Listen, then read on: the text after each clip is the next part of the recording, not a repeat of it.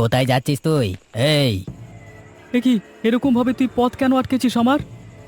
অনেক হয়েছে তোর খেলা। এবার তোর খেলা বন্ধ করতে হবে।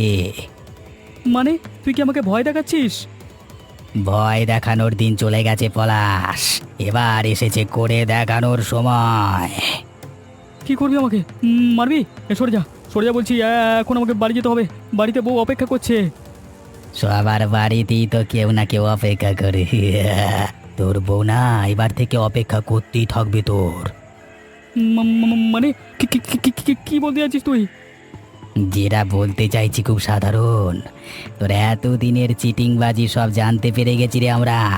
তাই তোকে সফট করা আমাদের প্রয়োজন হয়ে পড়েছে। কেন কেন, কি করেছি আমি? যে থালায় খাবি আর সেই থালাতেই ফুটো করবি। তোর মতো নেমো খারামকে বাঁচিয়ে রাখতে নেই। কি করেছি বলবি তো? কি করেছিস তুই ভালো করেই জানিস। এই যে বললি যার জন্য তোকে বাড়িতে যেতে হবে, তুই তাকেও ধোকা দিচ্ছিস। তুই কি বেশি বুঝিস নাকি? এই, বোঝানোর সময় চলে গেছে পলাশ। এবার সময় এসেছে করে দেখানোর। বাবা গো! আরে অনেক দেখেছি ব্যাটার খেলা, অনেক সহ্য করেছি। এবারে ওপরে গিয়ে তোর খেলা দেখাবি শয়তান।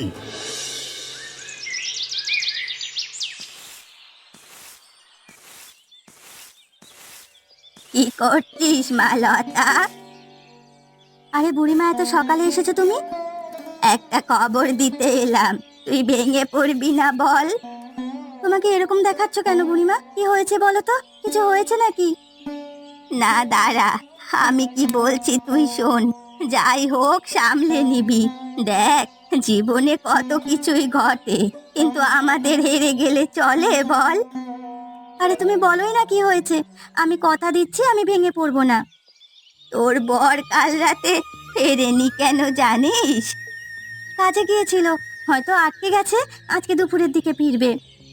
আর কোনো দিন সে ফিরবে না। গতকাল রাতে রতনের হাতে খুন হয়েছে সে, তার শরীর পাওয়া গেছে বাঁধের ওপরে। এ তুমি কি খবর শোনালে বুড়িমা? আমি তো এ খবর শুনতে চাইনি। তুমি কি মিথ্যে কথা বলছো? তুমি কি আমার সাথে মজা করছো? আমি তোর সাথে একটুও মজা করছি না, যা বলছি সব সত্যি। এবারে আমার কি হবে গো? এসব কি হয়ে গেল আমার সাথে? কেন হলো বলো, আয় আয়। শান্ত হও মা, এখনো অনেক লড়াই বাকি। এখনই ভেঙে পড়লে চলবে না, আগে আসল কারণ খুঁজতে হবে।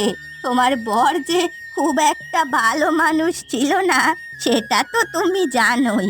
কোথা থেকে কি হলো সেটা তোমাকে জানতে হবে। নিজেকে শক্ত করো। একটা কাজ তো উদ্ধার হলো, এবার বাকি কাজগুলো ধীরে ধীরে উদ্ধার করতে হবে রতন। আর কি কি কাজ আছে বাবু? দেখ, পলাশকে আমরা ভরসা করে যে জমিগুলোর দায়িত্ব দিয়েছিলাম সেগুলো একে একে সে নিজের নামে করে নিয়েছে। যদিও ওর চিটিংবাজির ফল পেয়ে গেছে, এবারে আমাদের হারানো সম্পত্তি সব আবার ট্যাঁকে ফিরিয়ে আনতে হবে, তাই না? কিন্তু কিভাবে বাবু? আমি খোঁজ নিয়ে দেখেছি, বেশিরভাগ জমি এখন ওর বউয়ের নামে আছে। বেটা বউকে খুব ভালোবাসতো, হ্যাঁ, আর তাই এই মানে বউয়ের নামে করে রেখেছে সব জমি। এখন আর ওই একা মেয়ে ছেলেটা সবকিছু ভোগ করবে, এটা কখনো হতে দেওয়া যায় না। তাহলে কি করা যায় বাবু? আমাকে না জিজ্ঞেস করে নিজেই বল। শোন, যে করি হোক ছলে বলে কৌশলে জমিগুলো আমার চাই, না হলে শোন একটা কথা। কি বাবু? শত্রুর ঘরের লোক বাঁচিয়ে রাখতে নেই। চল একদিন রাতের বেলায় দুজনে মিলে গিয়ে ওর বউয়ের ঘরে আগুন লাগিয়ে দে। ঘুমের মধ্যে আগুনে পুড়ে মরবে, তারপর আর জমিগুলো হাত করতে আমাদের বেশি সময় লাগবে না। কি হলো, চুপ করে আছিস কেন? মানে বলছিলাম বাবু, পলাশ আমাদের ক্ষতি করেছিল, পলাশকে মেরেছিলাম ঠিক আছে, কিন্তু বউ তো আমাদের কোনো ক্ষতি করেনি। মানে তাহলে এরকম খারাপ কাজ যদি মানে ওর সাথে করি, তাহলে পাপের ভাগিদার তো আমাদেরই মানে হতে। আরে পাপ পুণ্যের ঠেকা নিয়ে বসে আছিস নাকি? এত বড় বড় লেকচার কবে থেকে দিতে শুরু করলি তো? ওই ওই, যেটা বলছি সেটা কর। হ্যাঁ, আপনি যা বলবেন তাই হবে বাবু। ঠিক আছে, তবে কালকেই চল। লোহা গরম আছে, যা করবার এখনই করতে হবে। ঠিক আছে বাবু, ঠিক আছে। আপনার প্রথম কথাটা মেনে নিলেও এই কথাটা মানতে পারছি না। ভাববেন না আমি আপনার সাথে একমত।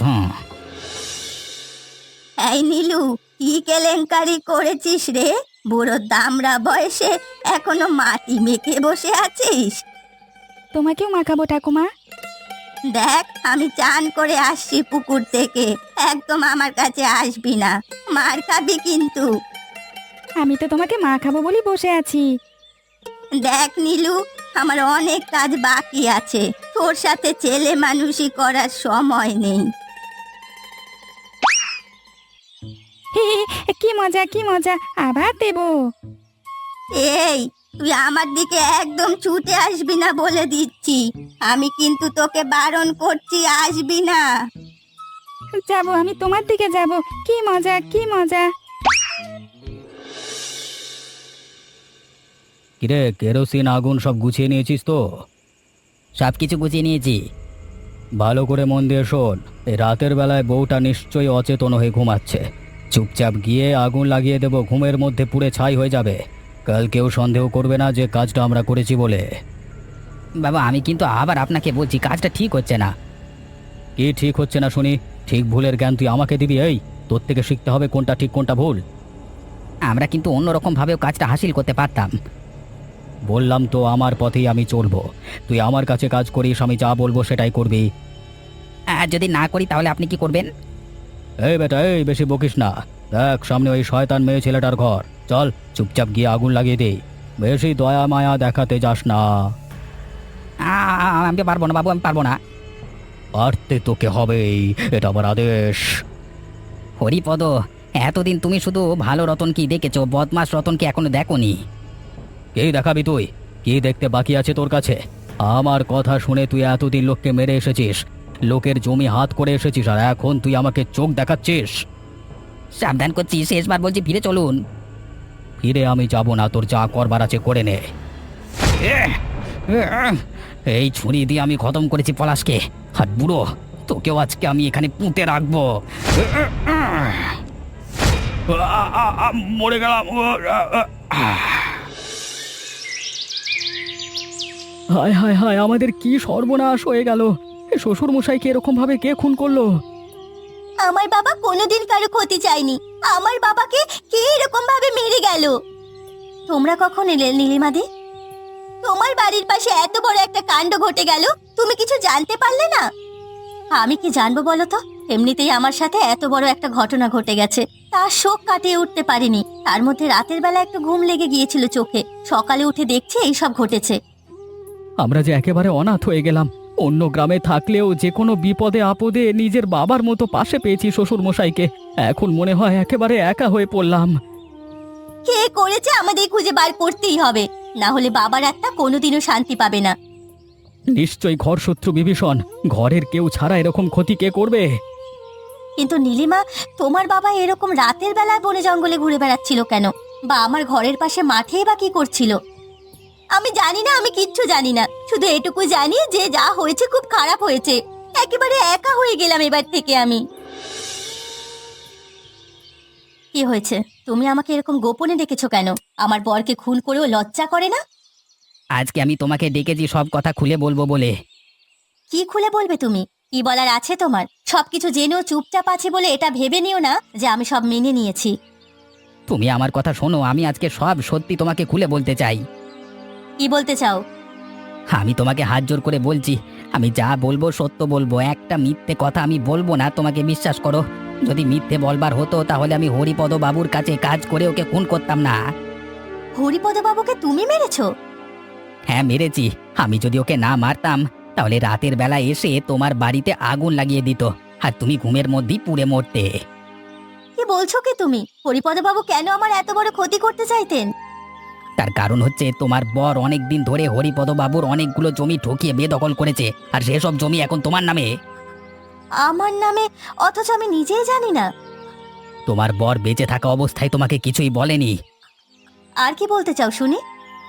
বেঁচে থাকা অবস্থায় আমি নিজের চোখে দেখেছি তোমার বর কি শয়তানের মতো তোমার উপর অত্যাচার করত, তোমাকে কতটা মারধর করতো। বাইরে গিয়ে এমন কোনো কুকাজ নেই যেটা করেনি, অথচ সব জেনেও আমি মুখ বুজে দেখেছি, আর তুমিও মুখ বুজে দেখেছো। আর যখনই বলতে গেছো তখনই মার খেয়েছো তুমি। ওসব আমার ব্যক্তিগত ব্যাপার। ব্যক্তিগত ব্যাপার বলে আর কতদিন নিজেকে লুকিয়ে রাখবে? একদিন ওই ওষুধটাকে শেষ করতেই হতো, তাই আমি শেষ করে দিয়েছি ওকে। কিন্তু শেষ করবার পর দেখলাম আর একটা অসুরের জন্ম নিয়েছে, যে কিনা তোমাকে মারতে চাইছে। তোমার মতো একজন নিরীহ নিরপরাধীকে মারতে চেয়েছে, তাই আমি তাকেও শেষ করে দিয়েছি। আর এত কিছু কেন করেছো তুমি? করেছি কারণ আমি তোমাকে ভালোবাসি। লজ্জা করে না তোমার? কেন আমার দোষ কোথায় বলো? আমি তোমাকে সুখে শান্তিতে রাখতে চেয়েছি, সেটাই কি আমার অপরাধ? হ্যাঁ, এখন তোমার সব কিছু আছে, হরিপদবাবু নেই, সুতরাং বাধা দেবার লোক নেই। এখন তো আমরা এক হতেই পারি। বুড়িমা এই ঘটনার আসল অপরাধীকে খুঁজছে। যদি জানতে পারে তোমার কথা সত্যি, তাহলে আমি তোমার কথা মেনে নেব। তুমি আমার সাথে ঘর করবে তো? হয়তো করব কোনোদিন, দেখা যাক।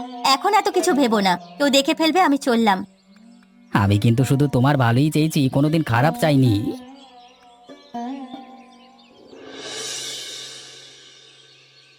লতা, তুই যে কাজের দায়িত্ব আমায় দিয়েছিস, আমার জানা হয়ে গেছে। কি জানতে পেরেছো বুড়িমা? আমি জানতে পেরেছি যে রতন পলাশকে খুন করলেও আসল দোষ হরিপদ বাবুর মেয়ে জামাই। মানে কি বলছো তুমি? হ্যাঁ, আমি ঠিক কথাই বলছি। আমাকে একটু খুলে বলবে? বলছি, শোন তাহলে। বুড়ো মারা যেতে ওরা গ্রামে এসেছে, আর আমি সেই সুযোগে কাল রাতে লুকিয়ে লুকিয়ে আড়ি পেতে ওদের সব কথা শুনেছি। কি শুনলে? কি জানতে পেরেছো তুমি?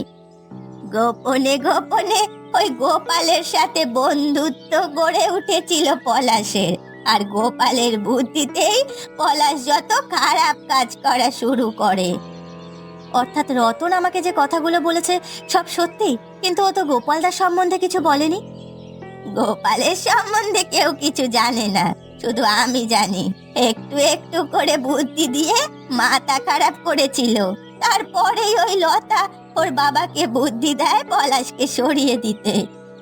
হায় গো, মানুষ এত খারাপ হতে পারে কি করে গো? আমি তো ভাবতেও পারি না। আমিও ভাবতে পারি না, তবে আমার তোকে কথাগুলো জানানোর ছিল, তাই জানালাম। এখন যা সিদ্ধান্ত নিবি তুই নিবি। আমি চললাম রে, তবে ওদের থেকে সাবধানে থাকিস, ওরা ভালো মানুষ না।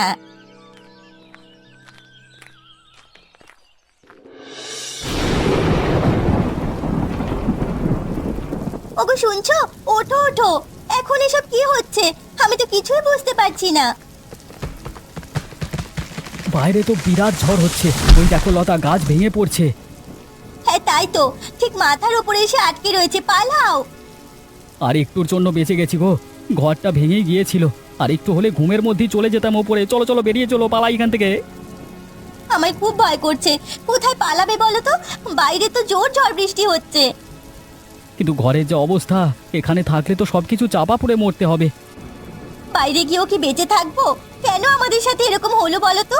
এত শক্ত ঘর কি কখনো ভাঙতে পারে? আমরা তো লোকের ঘর ভেঙেছি, এখন আমাদেরও ঘর ভাঙছে। চলো চলো পালিয়ে যাই, এখানে পড়ে পড়ে মরতে পারবো না। ওগো বাঁচাও, আমার খুব কষ্ট হচ্ছে। দেখো আমাদের ঘরটা কিভাবে ভেঙে যাচ্ছে, দেখো একবার চেয়ে দেখো, আমাদের সবকিছু শেষ হয়ে গেল কিভাবে। হায় হায় হায় হায়। হায় হায়, আমাদের সব ধূলিসাৎ হয়ে গেল, আমাদের সব স্বপ্ন মাটিতে মিশে গেল। কিচ্ছু করার নেই, আমাদের হাতে কিচ্ছু নেই, এবারে যে কি হবে। কাকিমা, ও কাকিমা, আমি তোমাকে মা বলে ডাকবো গো। হ্যাঁ ডাক না, আমি কি তোকে মানা করেছি? আমাকে তো কেউ মা বলে ডাকে না, তুই মা বলে ডাকলে আমি খুব খুশি হব। ঠিক আছে, আমি এখন থেকে তোমাকে মা বলে ডাকবো। কিন্তু তুমি যে আজকে হঠাৎ করে আমাদের জমি চাষ করতে শুরু করলে। তোর ঠাকুমা অসুস্থ, তাই ভাবলাম একদিনের জন্য আমি এটুকুই করতে পারি। তুমি এর আগে কখনো আলু চাষ করেছো? তুই জানিস না রে, আমার বাপের বাড়িতে অনেক বড় আলুর জমি ছিল, আর সেজন্যই আমি আলু চাষ খুব ভালো করতে পারি। আসলে কি বলতো, ঠাকুমার তো বয়স হয়ে গেছে, তাই এখন মাঝে মাঝে অসুস্থ হয়ে পড়ে। তোকে কোনো চিন্তা করতে হবে না, তোর ঠাকুমা আমার জন্য যা কাজ করে দিয়েছে তার জন্য আমি সারা জীবন ঋণী থাকবো ওনার কাছে। এটুকু তো সামান্য। সকাল থেকে তো খাটছো, একটু জল খাবে তুমি? আমি এনে দেবো। তোকে অত কিছু ভাবতে হবে না, তুই এখানে চুপ করে বস। বাচ্চা ছেলে, বড় বড় বড় কথা বলিস তুই। আর একটুখানি কাজ করে নিয়ে দুপুরে খেতে যাব দুজনে একসাথে। ঠিক আছে, আমি তো সেই কোন ছোটবেলায় নিজের বাবা মাকে হারিয়েছি। এখন থেকে তুমি আমার মা, আমি তোমাকে মা বলে ডাকবো। আমি তোমার সব কথা শুনবো, কেমন? উফ, খুব ঠান্ডা লাগছে গো, আর আমি পারছি না। বিশ্বাস করো, খুব কষ্ট হচ্ছে। কষ্ট তো আমারও হচ্ছে গো। ওরে বাবা, উফ। কাল সারা রাত বৃষ্টিতে ভিজে এই অবস্থা হয়েছে। আশেপাশে কোথাও ডাক্তার নেই, আর ডাক্তার বা কবিরাজ ডাকতে যাওয়ার মতো ক্ষমতাও নেই। কেউ কি সাহায্য করতে আসবে না? কেউ কি জানেও না আমাদের এত বড় বিপদ হয়েছে? কি জানি কেউ আসবে কিনা, সবই তো কপালের ওপর। নিজেদের কপাল তো খারাপ করেছি নিজেরাই। সত্যি এত লোভ না করলেও বোধহয় চলতো, একটু বেশি লোভ করে ফেলেছিলাম আমরা। কোনোদিন ভাবতেও পারিনি এত বড় অঘটন ঘটে যাবে আমাদের সাথে। ওগো, তুমি ঠিক আছো? তোমাকে দেখে তো মনে হচ্ছে না তুমি ঠিক আছো। কতক্ষণ ঠিক থাকবো জানি না, তবে ঠিক থাকার চেষ্টা করছি।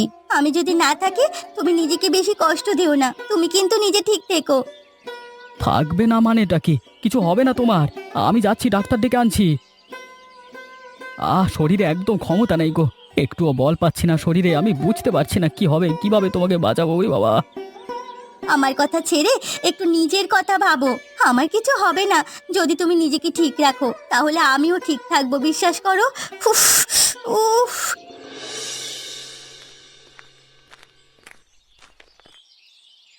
বুড়িমা, বুড়িমা, একটা খবর দেওয়ার ছিল তোমাকে। কি হয়েছে রে রতন? তুই এরকম উত্তেজিত হয়ে আছিস কেন?